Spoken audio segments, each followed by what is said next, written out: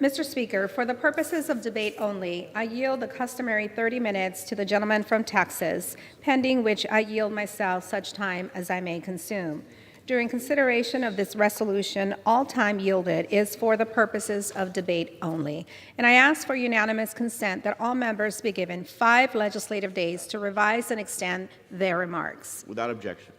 Mr. Speaker, on Tuesday, the Rules Committee met and reported a rule, House Resolution 509, providing for consideration of H.R. 397, the Rehabilitation for Multi-Employer Pensions Act of 2019 under a structure rule. The rule makes in order one amendment. The rule provides 1 hour of general debate, equally divided and controlled by the chair and ranking minority member of the committees on Education and Labor and Ways and Means. The rule also provides for consideration of H.R. 3239, the Humanitarian Standards for Individuals in Customs and Border Protection Custody Act, under a structure rule. The rule self-executes Chairman Nadler's manager's amendment and makes in order 2 further amendments. The rule provides 1 hour of general debate equally divided and controlled by the chair and ranking minority member of the Committee on the Judiciary.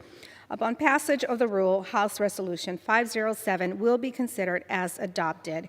And finally, the rule provides suspension authority for this Thursday and Friday and standard floor recess instructions for the August district work period. Mr. Speaker, in a few days, we will be celebrating 200 days since Democrats took back the majority in the U.S. House of Representatives. We have spent the past 8 months fighting for American families, American values. While Republicans spent 8 years in charge, what did they get done? Their crowning achievement was a massive tax giveaway to corporations to line the pockets of the super wealthy while exploding the federal deficit by $1.5 trillion. Clearly, a tax scam was a result of special interests having too much power in Washington. It is time, Mr. Speaker, to give back that power to the people, to the American people that sent us here. Democrats passed the For the People Act, which puts elections back in the hands of the people and gets special interests out of the government. And instead of giving tax cuts to billionaires, Democrats last week passed legislation to increase the minimum wage to $15 an hour. And as a result, 33 million Americans will finally get a raise and no more singling out to our young Puerto Ricans. The Raise the Wage Act repealed a short-sighted Republican measure that allowed employers to pay Puerto Ricans under the age of 25 a measly $4.25 an hour for up to 4 years. I don't know about my colleagues' background, but at 20 years old, I was raising a family. And I could not have done that on $4.25 an hour.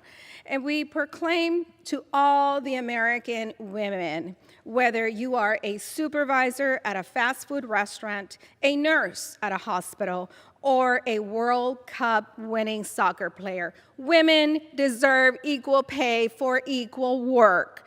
And for dreamers without permanent legal status who came here as children and just want to contribute to the greatness that makes America, Democrats passed the DREAM Act so that they can have a pathway to citizenship.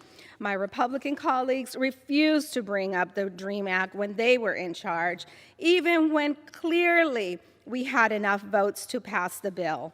Mr. Speaker, that's the kind of progress Americans wanted to see. That is why elections matter. And today, we are also voting on the Butch-Lewis Act to protect the pensions of hardworking Americans. I come from a proud union household. For 17 and a half years, I worked as a 911 dispatcher, and my husband was a member of the building and construction trades for 20 years.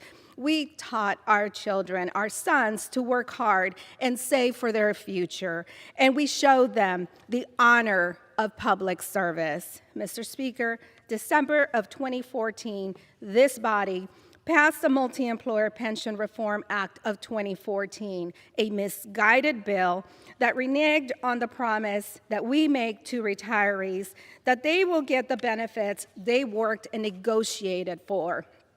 And here we sit, almost 5 years later, and the multi-employer pension system is still on the brink of a real and disastrous crisis. While these plans have historically been a safe and secure retirement option, many plans now face financial shortfalls because of the Great Recession and other structural challenges like a lack of new workers, an increase in the number of retirees, and employees abandoning the commitments that they'd made to their employees. Around 130 of these plans, covering over 1 million Americans, are rapidly running out of money to pay benefits that were promised to these employees. Truck drivers, electricians, iron workers, steel workers, coal miners, and many, many others participate in multi-employer pension plans.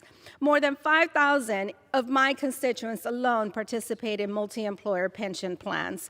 These hardworking individuals are staring down the possibility of losing their retirement through no fault of their own. I know that some of my colleagues are going to tar and feather this bill. They are going to call it a bailout. They are going to say that it is fiscally irresponsible. But this bill only authorizes loans for multi-employer pension plans. If it is clear that those loans can be repaid with interest, this is not a bailout. This is a loan. And I am happy to have my staff provide a dictionary if any of my colleagues on the other side of the aisle are still confused about the difference and the meaning of each. Hardworking American workers and retirees are counting on us to protect the benefits that they've earned and keep them on a solid financial footing. H.R. 397 does that exactly.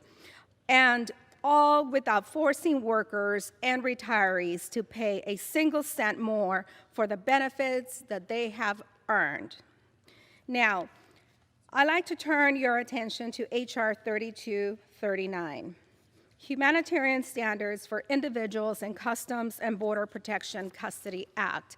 I have had the opportunity to witness the horrendous conditions at our southern border. Children jailed in freezing cold cages, toddlers going without nutritious food they need to grow up and be healthy and strong, 6-year-olds who are not allowed to shower, Border Patrol agents parading asylees around with degrading messages hanging from their necks. This is the greatest country in the world, and no child should die in our custody and in the greatest custody in the world.